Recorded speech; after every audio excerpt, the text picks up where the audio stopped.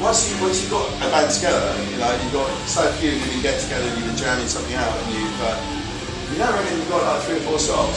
I think if you've got enough songs, like 4 or 5 songs to do a 20-minute set, say 20 to 25-minute set, and you actually feel those songs are all worthy. You know, I think what you need to do is say, if you really want to do it properly, take a critical eye and go, yeah, that was really good, that was not so good.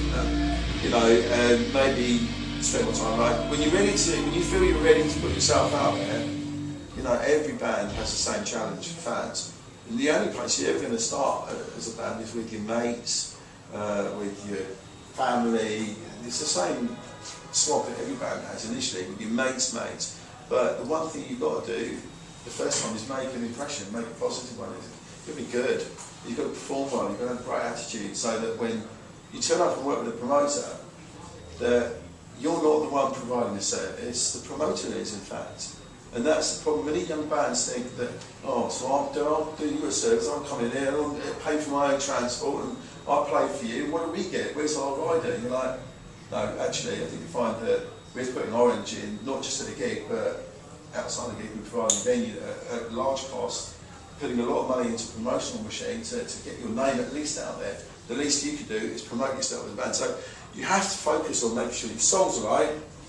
You have to make sure that you've got a good crowd there, because that's where the promoter earns some money, and to make an impact. But I would say as you get going, put your gigs far apart, so you're not overly burdening people with the whole coming out to gigs thing. And as you start to get, if you start recording, give things away, or do special recordings, or do, you know, like, if you've got some loyal fans, do some loyal fan things. I mean, one of the bands we work with called Colours of One in Wales, they regularly do special songwrites sessions for songs that aren't necessarily going to be on their album, the ones they specifically target, and they give away as acoustic ones to their real fans.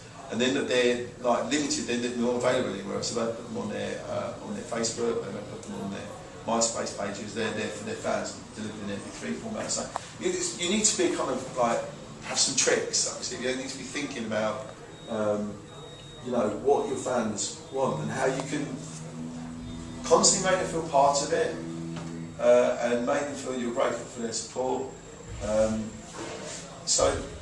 just make sure that because the minute it becomes a burden, fans will find an excuse. They do. You'd be surprised how many people have got colds and sore throats, and yeah, if it rains, the British public don't like coming out in the rain, snow, wrong kind of leaves. So yeah, just make sure you don't gig too much.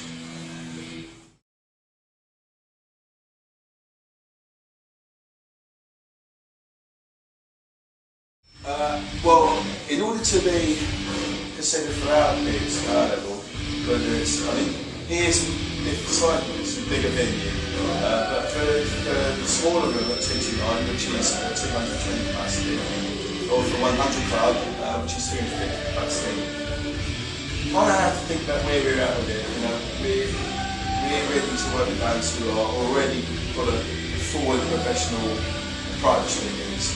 And we do understand that initially, as a band gets going, it's going to have to be then drive audience attendance, because you can't promote what nobody knows.